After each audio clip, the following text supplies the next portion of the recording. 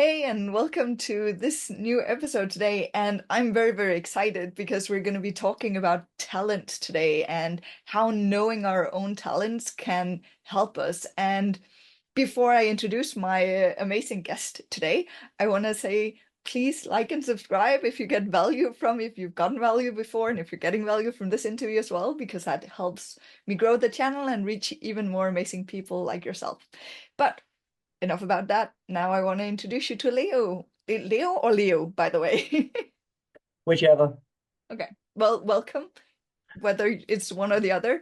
And he is a consultant from Talent Unlimited. And can you tell us a bit about what it is you do and why it is that I invited you specifically to help me with this?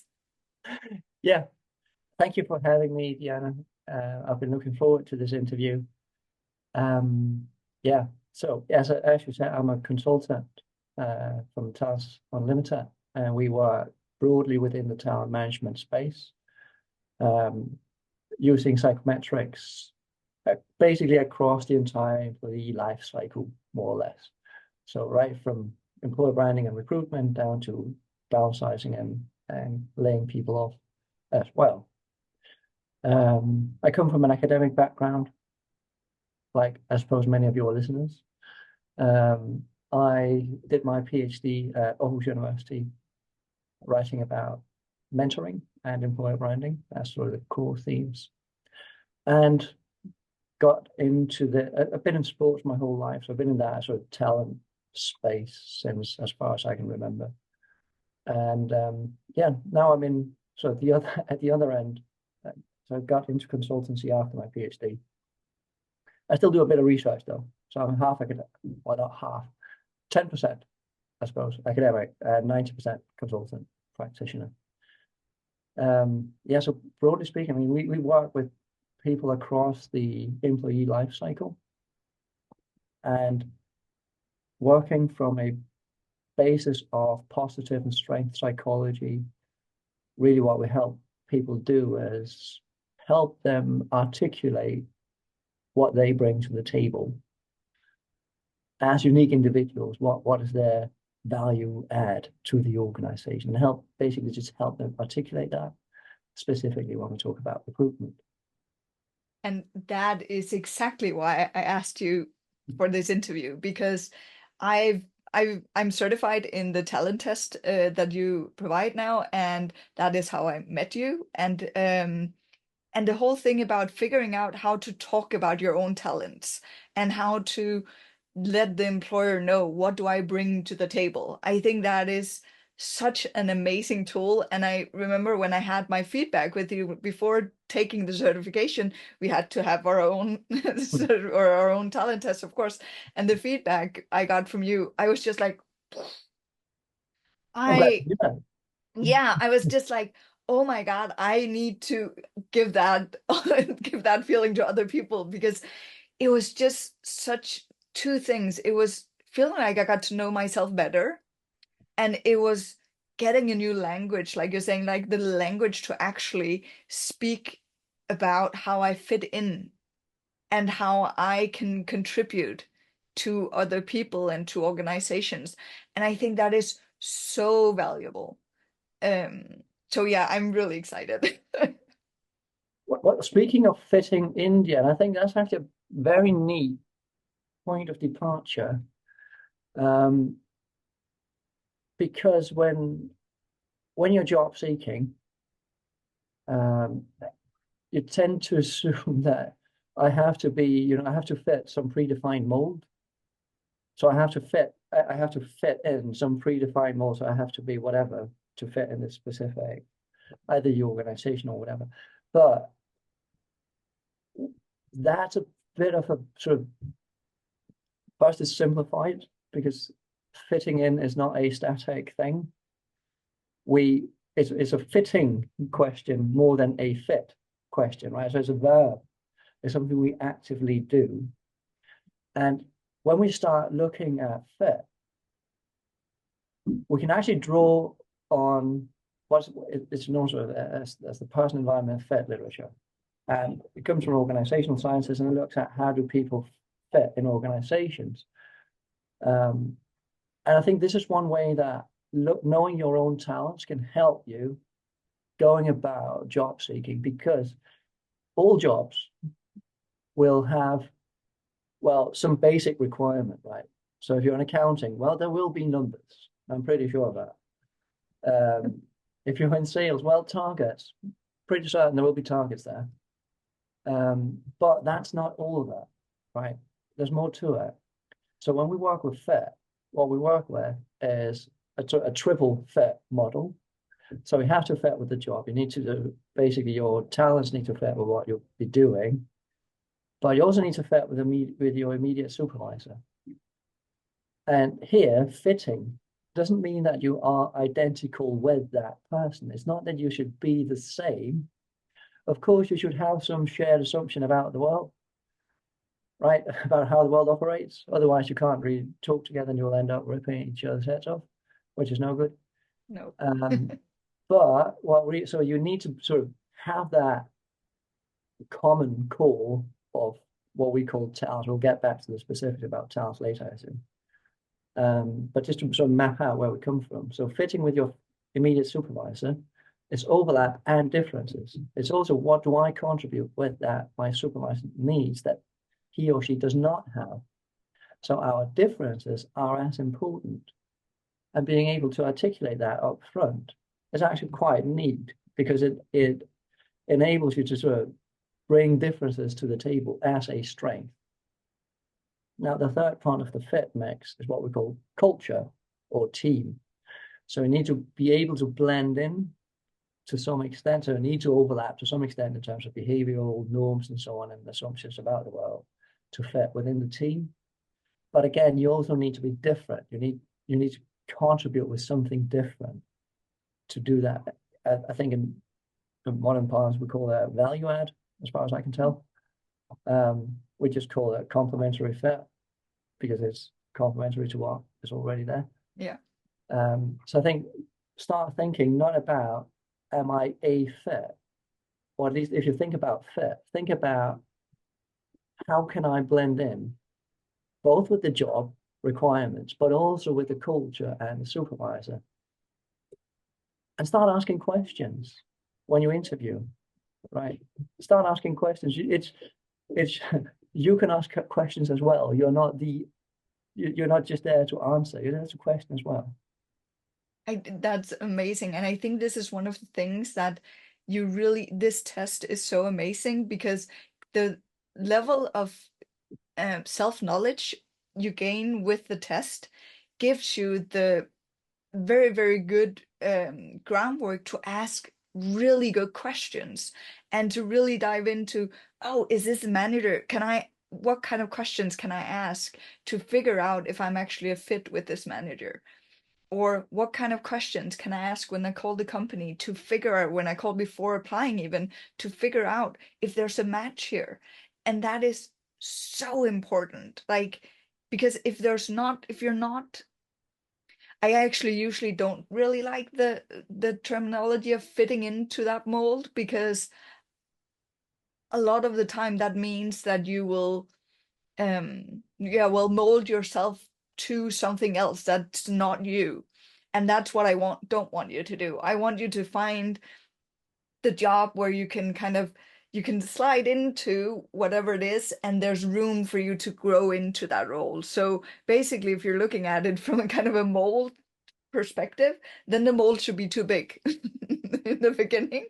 You should still be like, it should fit, of course, but it should be something where you can expand in the role, and where you don't like correct yourself into like squeezing yourself into that mold, because then it's going to be a bad match basically. And this goes to illustrate, I think, the importance of recruitment. Pardon the noisy kids in the background if you can hear them. Because what happens in that recruitment phase, all of the questions that you answer and all that conversational activity forms the basis for the onboarding as well. They are not separate units. They're not separate activities. It's one large continuous, well, onboarding process from the very beginning, from the very first touch point. And the more specific you can be about what is this going to entail up front, you actually increase the chance of success quite tremendously, because you also get the knowledge needed for you to opt out. Yeah. If you get that, if you sense that this is not probably a good fit with a supervisor for someone like me, or the job is whatever too repetitive for someone like me, regardless of what the job ad said, because they all say the same thing anyway, then you can opt out, and that's perfectly fine as well. I think that's an important point as well, because it ties into the expectations we start building early on in the process. So I think that's a really good point, that. And I think also what I experienced, and also for myself, like when I started looking into my own values, and this was, I didn't take this test until like what, 5 months ago or something. It's fairly new to me too, right? But it's just so amazing. But even before that, when I started to respect myself more and knowing my values and being like, hey, if I don't fit into this job, if this doesn't match me, then it's okay, I'll find something else. But that actually also helps my confidence, and that helps me be a more interesting candidate for the company, because all of a sudden I also have boundaries, and I have, like, they know what they're getting when they're hiring me, versus someone who's just trying to fit into their mold, and then when they're hiring that person, then it's going to be something totally different, because you can't stay in that fit because it isn't you. Exactly. And what happens then is, ideally, assuming that the recruiting company is also being honest, what actually happens is that you end up with a much more honest conversation. You sort of ditch the whole impression management game, because you bring you to the table. Now, of course, the world is not centered around me as an individual. No, Unfortunately, really? it would have been nicer that way. No, it's me. So, of course, you will have to do some fitting on your part as well. It's not to say that you just show up warts and all, and expect the world to succumb to your preferences, right? That's not the point. The point is that you can bring, if you're honest about it, honest about what you bring to the table, what you don't bring to the table, then we have a starting point, and we can start fitting. Again, the verb version, it's not a finite thing, it's a continuous process. Yeah. I think we should probably rewind and look at what we talked about: talent.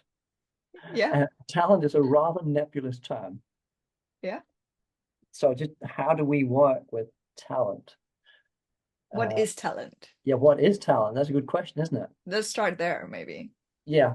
So, I mean, we just had the Olympic, or we're still having the Olympics. So, of course, talent has a lot of the talent conversation springs from sports. Because in sports, they've been working with talent management in terms of, performance and stuff since forever. Sports is a different world than organizations. So whenever you see someone on LinkedIn saying, this is what you can learn from Olympic gold medalist, whomever, about how to be a leader. No, you can't, because it's swimming or weightlifting or something else. It's a completely different ballpark. It's not similar to working in organizations at all.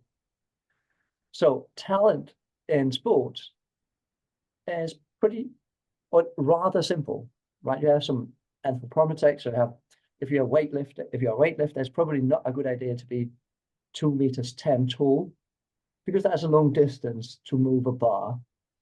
If you're a handball player, it's probably better to be 2 meters tall rather than, say, 160.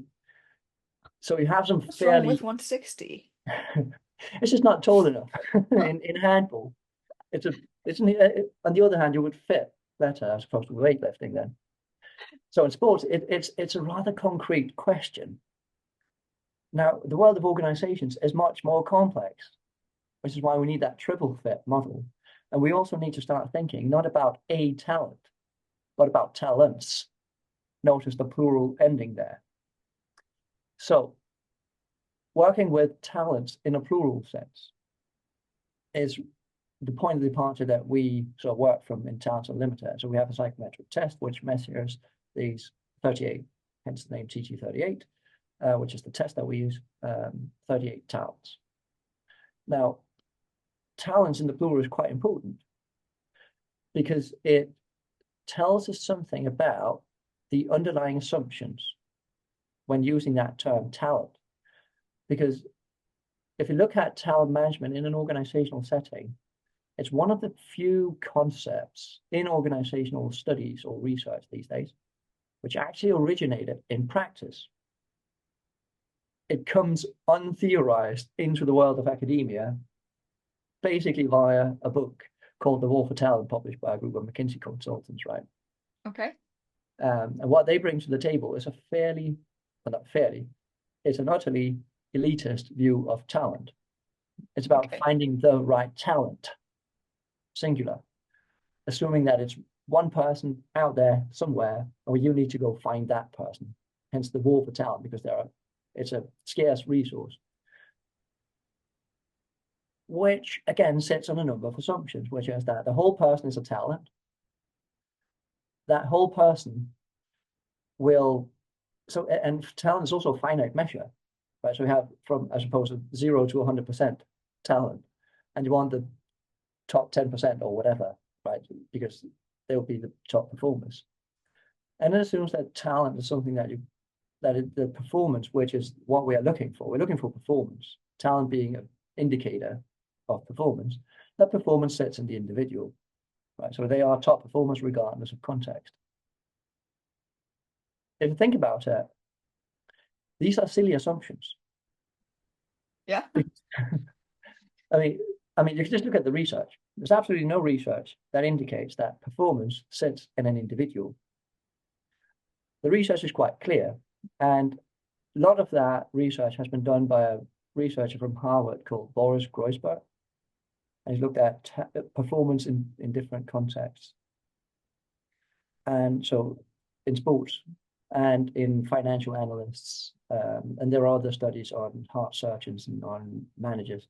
And what they all tell is that performance does not sit in an individual, because if it did, then the top performer in company X being hired by company Y would still be a top performer. And that's simply not the case. So they aren't a top performer. They top perform because of fit. They top perform because they fit in that specific environment. And when you change all the variables, of course, performance changes. And they did a brilliant study. Hockman and Pisano did a great study on heart surgeons. And you would expect, I mean, hearts being a fairly standard, I suppose, anatomical unit, right? I don't know much. I'm not a heart surgeon, but they can't be that different. Yet they could track performance when surgeons moved from one hospital to another, and more patients died. That's Even not a if it's good. that same surgeon handling the tools and cutting or whatever it's sewing, whatever they do. Yeah. So you would actually get a drop in performance. They would increase performance locally afterwards as they gain experience, once they start, working with the nurses and the systems and all that. But you cannot assume that a person is a talent. We need to get rid of that assumption entirely. Is that why? So with that example, then if you were to hire that doctor, you should hire the entire team. You should hire the nurses they work with, Good question, that. And Groysberg actually investigated that. They call it a Liftout. That's the formal term for it when you hire. So focal person plus surrounding team. Yeah. The results are a bit unclear as far as I can tell. There aren't large differences. Because there's still, apart from the people, you still have technologies. So, I mean, something like the distance to work. If you now have a 2-hour commute, that will impact your performance. Yeah. If you have half an hour before, because you get to spend 2 hours in the car, And you get to spend less time with your family, you might be more unhappy, and there are all sorts of variables.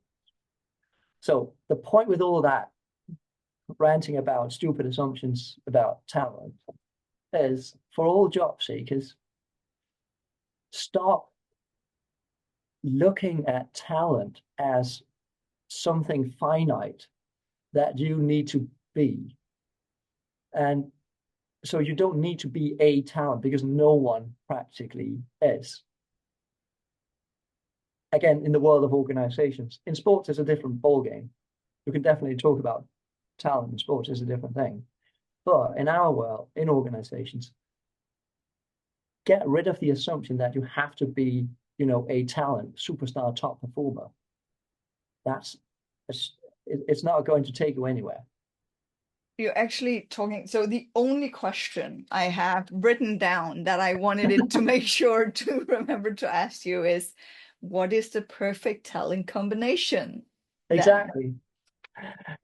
That, and you see, this is really, I think it gets to the heart of the matter.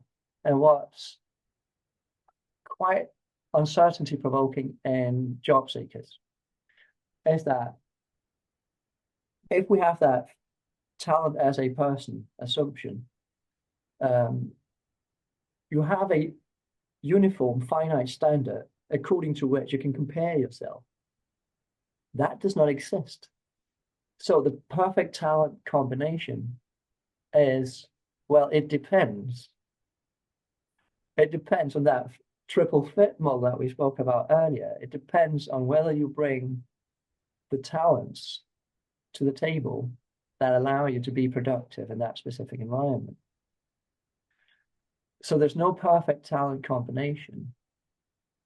Of course, you could, as a recruiter, what you'd often do is you'd map out required talents, right? So using sort of the framework that we work with, as a recruiter, you typically map out 5 or 6 must-have talents because they comprise a lot of the work. But that leaves us with a lot of leeway around that to fit in or not fit in. So there is no perfect talent combination. There's no perfect fit either because the world is changing. Yeah. I think one of the really interesting things I got from my feedback with you was that I've always had this, like, I'm very much an idea generator, and I have a really hard time sitting still. And I'm like, sometimes it's like other people are saying, Diana, I'm getting stressed with all of the things that you're doing. And I'm like, what? Why? It's all over the place, right? And what we were talking about was that I have learning, I think, as my second talent. From like you're getting them out in this like structures like top talents, and mind learning is number 2 for me.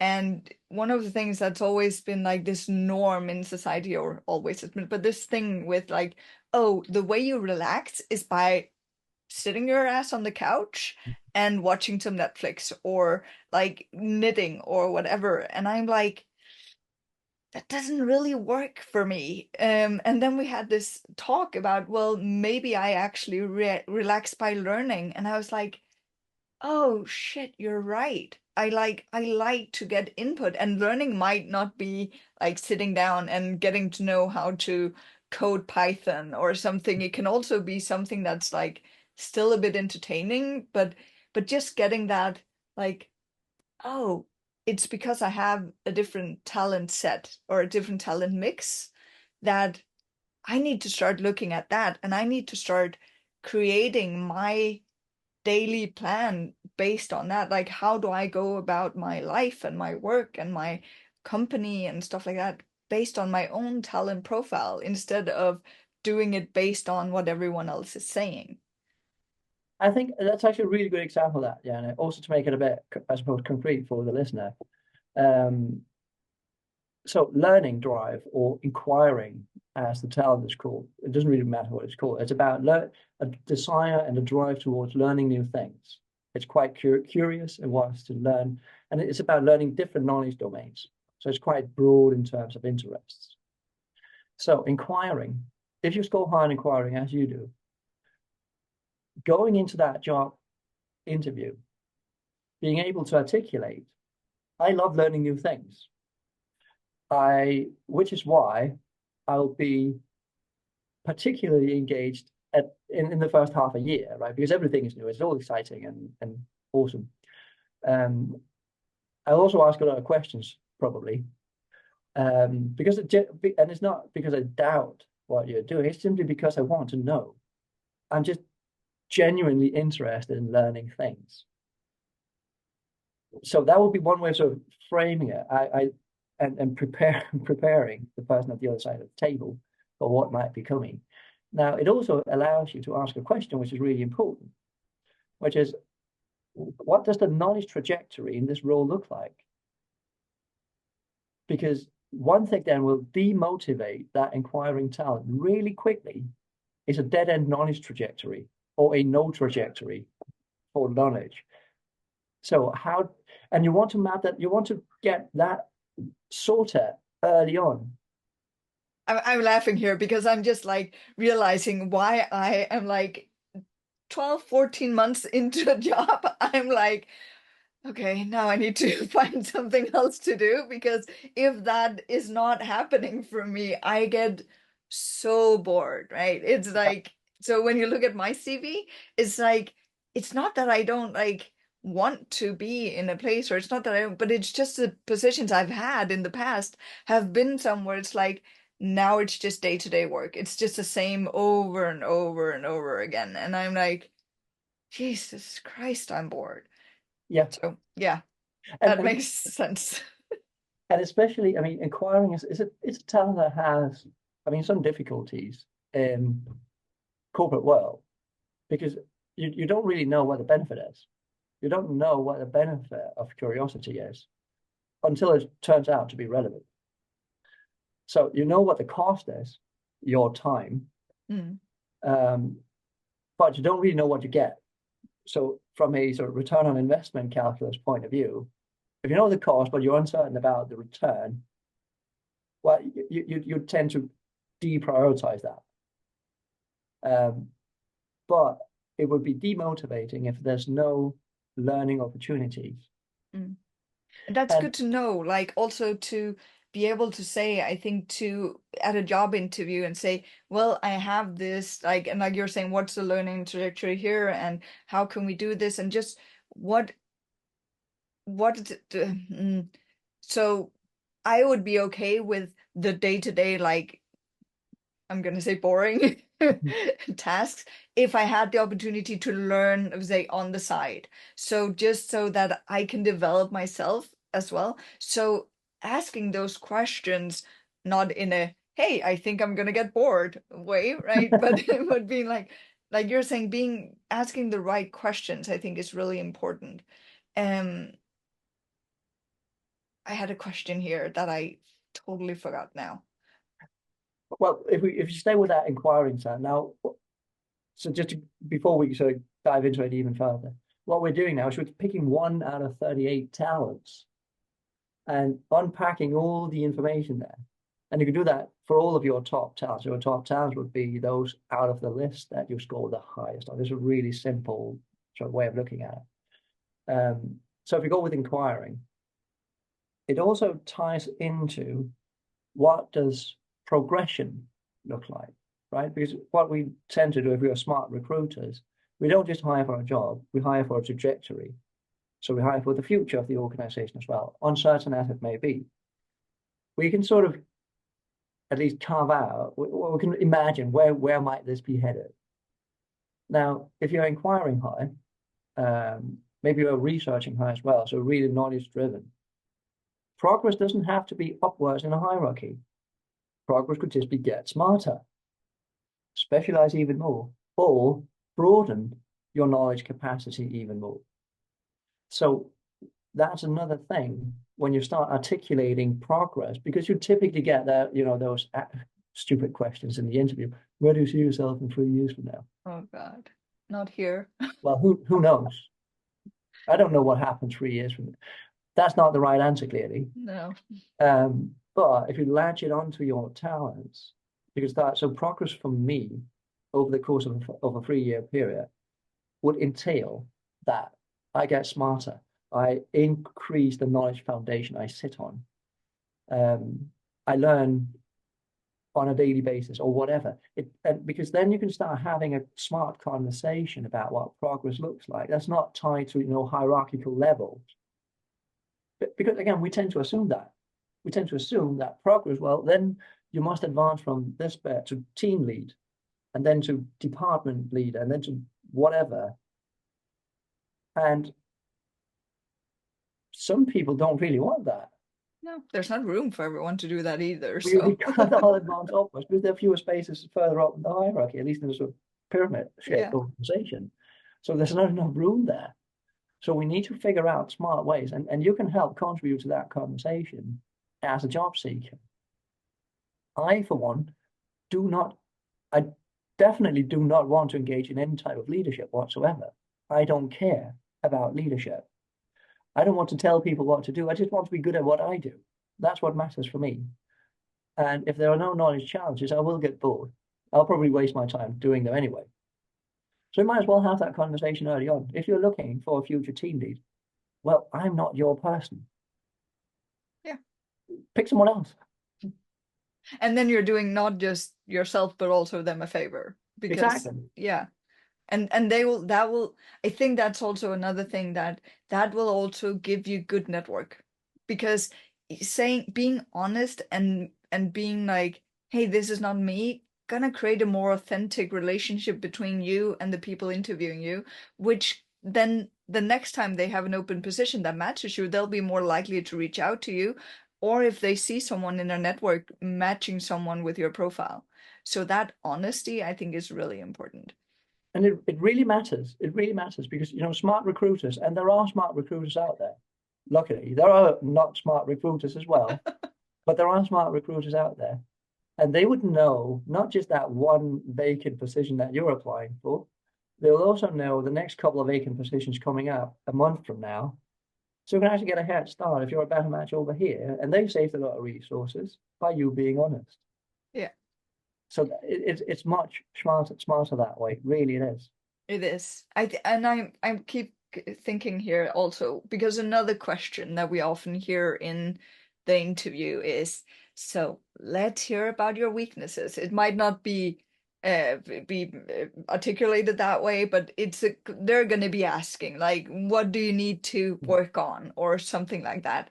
And that brings me into, so we've talked a bit about the top talents, but we also have, which I think is equally amazing, getting the non-talent here. And when we're talking about the top talents, we're talking about stuff where you're kind of in flow, right? When it's the very top talents, at least you feel like you're in flow, you're doing amazing, it's an easy job. When we're talking about the non-talents, it's more of a, oh my God, I want to go out and jump off a bridge, kind of, maybe not quite, but it's like, you really don't enjoy doing those tasks that's related to your non-talent, right? So can you tell us a little bit more about what is non-talent and how does that come out in terms of the job search and being in a job where you might be set to use your non-talents? Yes, this is actually a really important point, that because it's one of the things that positive and strength psychology is often, accused of, is just focusing on what you do well, and then what you don't do well doesn't matter.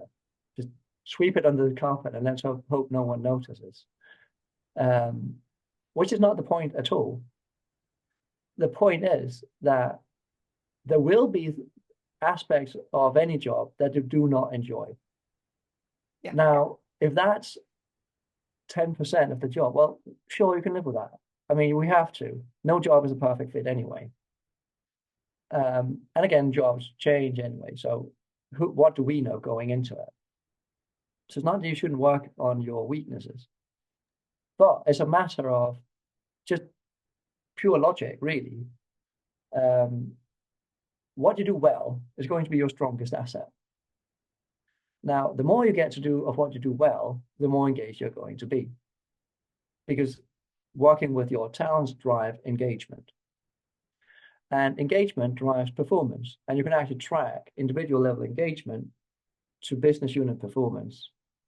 It's one of the few individual level metrics or attitudinal measures that can be predictively, causally related to business unit performance. Okay. There's a few good studies out by James Hart on that. So it's not a matter of seeking well-roundedness, if you will, right? Which is sort of the assumption. So which weaknesses do we need to work on to be more well-rounded? And this is what the research by Gallup has shown over and over again, that people that excel do not excel because they're well-rounded. They excel because they're in fact very jacket. They have very clear peaks in what they do well. They just get to do more of that stuff. And they have other people around them which complement them so that they can sort of delegate that type of work to someone else. So one way of approaching that annoying weakness question, well, there are a few ways of approaching it. One way of approaching it would be to turn it around and answer it from a sort of rather a positive angle. So what are your main weaknesses, or so whatever format of the question, it pops up in different ways. You could start by saying that I'm at my best performance when I have someone in the team who compliments me in such and such and such a way. Because and in doing so, you recognize the fact that, again, performance is not tied to the individual, it's a systemic thing. So there's one way of approaching it. I really like that way of answering the question, actually. And you actually answer the question still, right? Because I generally work better when someone does this for me. Or you could approach it in such a way that you can just be frank about it. So I, for instance, am no good with keeping overview. I have a very poor coordinating talent, and I'm very low on strategic as well. So thinking ahead and planning ahead and keeping an overview and that sort of thing. I really don't do it well. I'm really good at doing things that I need to do, but I need someone to tell me what to do. And if you can be frank about that, I mean, you have more information, and you can ask, so is that what I will get here in this type of job? Do I have an immediate supervisor who's good at that stuff? What would you do because then I'm just thinking, when I think back on my own job interviews, it's like, it's always this like, what are you not good at, or what are your weaknesses, and what are you doing to compensate? So it's kind of like, and you're saying the opposite, right? That you shouldn't necessarily compensate. You should have other people who compensate for that for you, so you can focus on your top talents and focus where you're good, right? But there's this assumption, I think a lot of the places I've interviewed, at least, that you need to get better at what you're not good at. So what's your take on that? Basically, I know, like, not necessarily what you want to answer in a job interview, but what's your take on that part of it? Both and, I suppose, because if there's a direction you really want to, see yourself go in, so I want to be manager.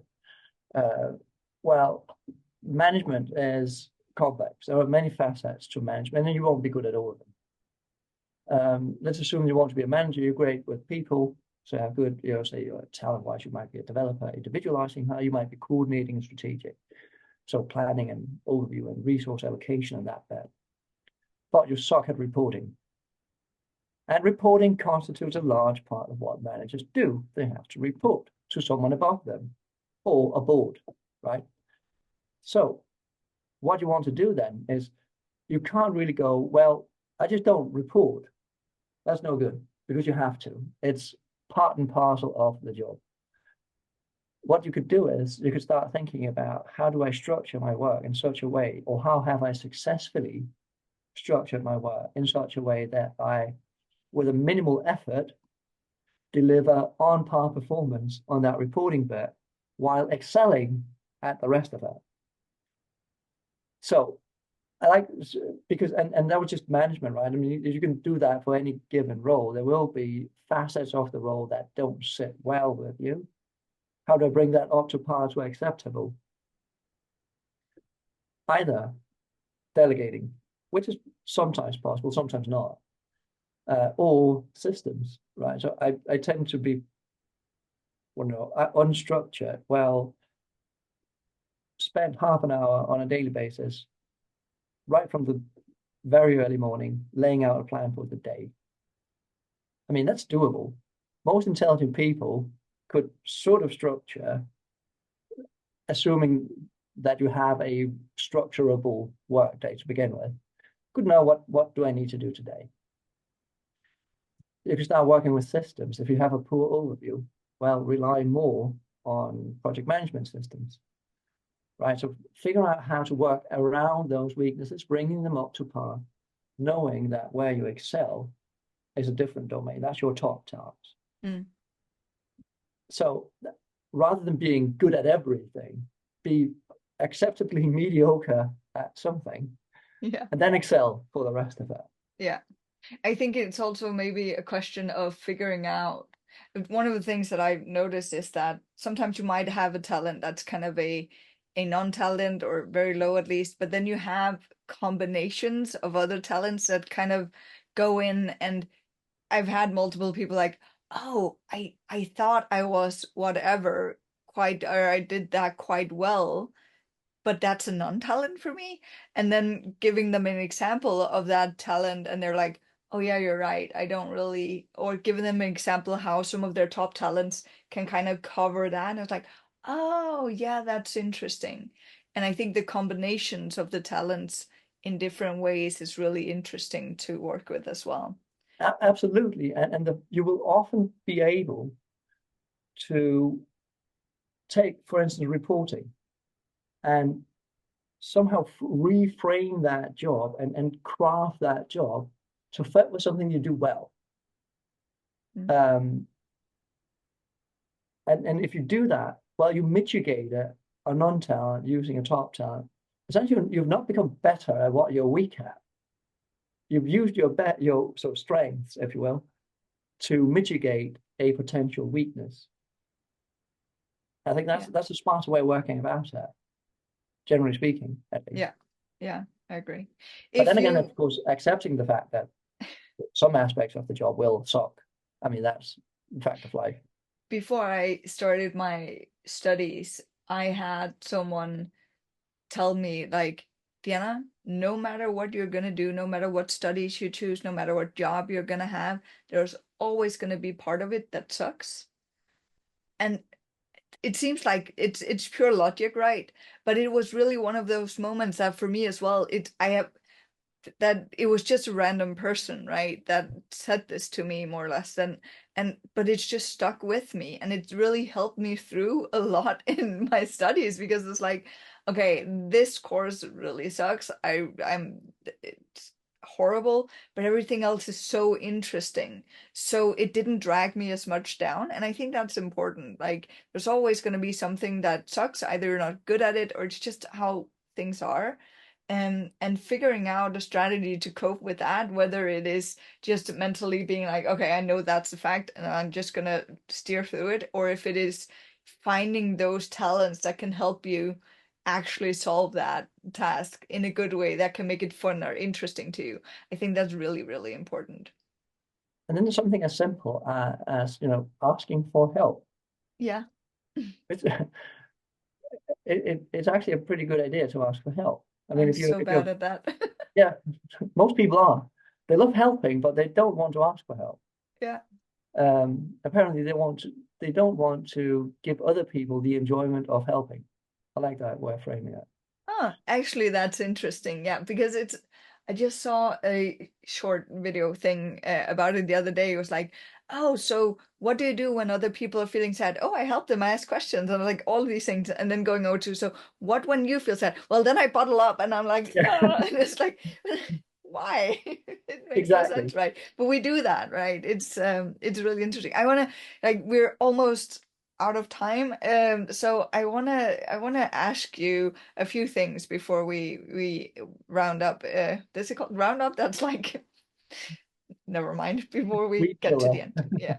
Um, what is your favorite talent? I wouldn't say I'm not. Yeah, of course, I would be clearly biased in mentioning Okay. my own top talent. Yeah.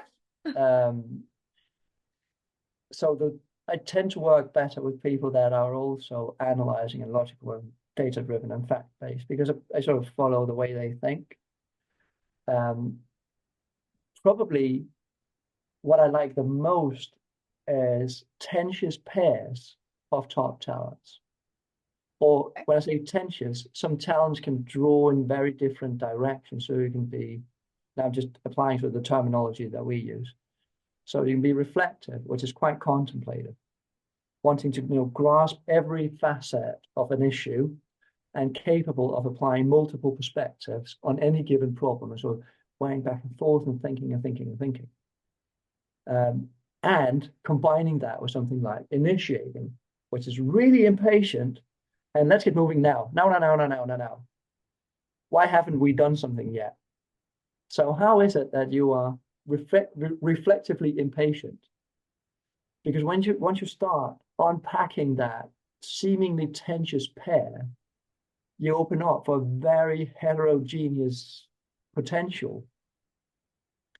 Or optimistic and assessing. So skeptical, optimistic. What does an optimistic skeptic look like? How do you unfold that potential of yours? Because I think when you look at tenuous pairs, you really bring up some nuances. That is what the way we work with talent, at least, that's what it's all about. It's figuring out what's unique about you. So it's never about, a type. If you find yourself in a type test situation, well, go against that, because people just are not types. Don't let anyone box you in, because it's how you don't fit within a type. That's what you bring to the mix. So my favorite talent is always the odd one out, or the odd ones out in a top mix. The one who go, that's really edgy. That stands out, that one there. Let's talk about how that's a unique potential given the rest of your top talents. No, that disappeared. That was a question right there. It's like, this is a really good interview today, right? Okay, it disappeared for me. But I really think this is interesting. And I've learned so much from you and from doing the certification as well. And I love having these chats with people as well. And yes, I am initiating and learning, and yeah. What is like the best advice you would give to someone who's right now where they're like, I feel stuck. I'm job searching. I really feel stuck. I maybe getting the interviews, but never really landing those interviews. What would be the best advice, other than, of course, taking the talent test? Yeah. I mean, knowing and being able to articulate what you do particularly well. And because job interviews are these odd constructions, if you think about it, we talk about a lot of things, but we don't really see any proof of anything anyway. So the best that recruiters can do in terms of proof is examples and stories. So what I would suggest that job seekers do is, on the basis of either talents or whatever, come up with some very clear-cut examples of how your talents saved the day at some point. Yeah. It doesn't really matter in which specific context. It's just knowing that if you're highly reflective and troubleshooting, that's again slightly tenuous pair, because troubleshooters want to get things done, move on, next bit, solve it, quick fixer. Reflective is a very root cause analytical drive. So come up with two examples that illustrate just how good you are, that show how you, by being very pragmatic and, well, fix it oriented, solve the issue here and now. And another case of where you saw the complexity of the problem and actually got to the root of it and solved it properly.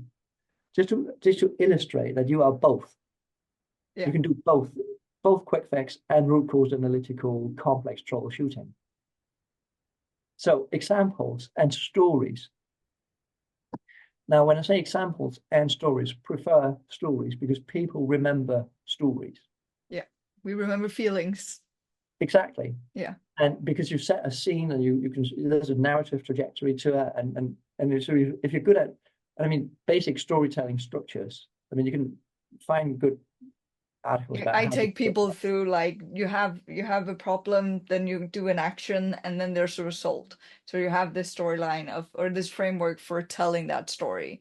And then I would go one step further and then say related to the position, the company, whatever it is that you're applying for right now. So you can have your stories already kind of have them rehearsed, but then for every interview you go into, you want to kind of think, okay, how does that relate to this company, to this team, to this whatever we're talking about? And I think what you're talking about here also, that thinking about the team fit we were talking about in the beginning, that it's important in Denmark, right? Because skills can be Hmm. learned, whereas the fit of you into the company, into the position is also very, very important. And how well do you match with the manager?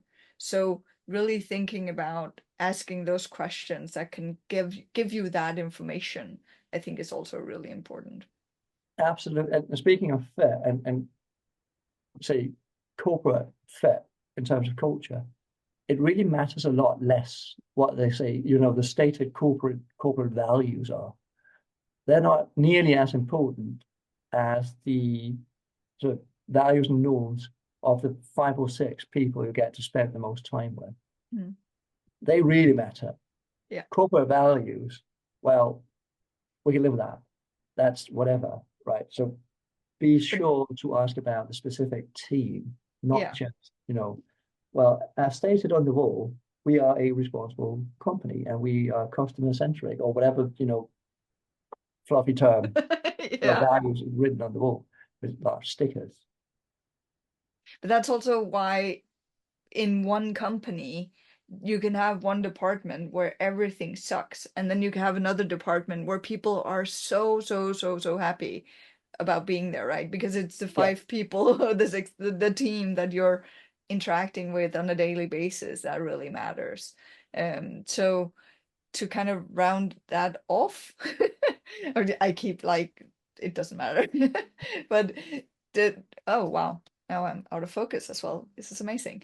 Um, but that knowing your talents and knowing like what questions to ask and how to figure out yourself, also you being the person who stands there and saying yes to this, not just or no to this, also being like this is also me making a choice here. It's not just the company making a choice whether they want me or not. It's also me making a choice whether I want to be part of their company or not. I think that is really important. absolutely. Absolutely. Just a final point Yeah. on, it's a brilliant point that Marcus Buckingham made. I don't know when, I saw it in I think a YouTube video of this or LinkedIn post, whatever. We made a brilliant point about sort of the overemphasis on purpose and why. Um, the why of the company, the mission of the company, and we want to make a difference in the world, save the orangutans or whatever. Um, the why bit really matters a lot less than what. And he has this brilliant example of, so working in America, so he uses you could use any NGO, for instance. So you work for the Red Cross because you're deeply engaged in the why. So saving, well, people. You see why that would be appealing to most decent human beings, I suppose. Yeah. Well, if your job is to fundraise every day and you hate fundraising, well, screw that purpose. It's not going to save you. It You will not drag yourself through that. Or if you do, you'll be miserable. So shy away from that rather fluffy, nebulous vision mission type of talk. We are here too. Well, that's fine, but what do I get to do on a daily basis? Mm. Because if that kills me, if I thoroughly do not enjoy fundraising, then you're not going to excel anyway. So No, don't get blinded by that stuff. What ultimately matters is, in fact, the what. I think that's an amazing place to wrap up. Yeah, That was the word. Word. um, Leo, tell us, where can we find you if people want to connect? Where do we? There's a free version of the talent test one can take as well. I will link that in the show notes, of course. But can we connect with you anywhere or? I'm useless at social media. So we can connect on LinkedIn. I should use it more than I do. Connect, but it's not necessary. Maybe 50-50 you'll get. It's a non-talent. It's it's the only social media medium I do, and I don't do it well, honestly. I love to chat about all things talent with anyone. I always get smarter talking with people. I love that. So I enjoy the process. Um, yeah, and as for the test, we have a free version that you can do on our website. Mhm. Um, yeah, I will for sure link to that and then follow me on or connect with me on LinkedIn as well. You're very welcome to. And if you want to have like the full feedback of the test, just reach out. I can help you with that as well, or Leo can help you with that. Do you do normal feedback tests? Or lots. okay, super. You can reach out to one of us. Well, thank you so much, Leo. It's been Thank you, amazing. Leah. It's been a pleasure.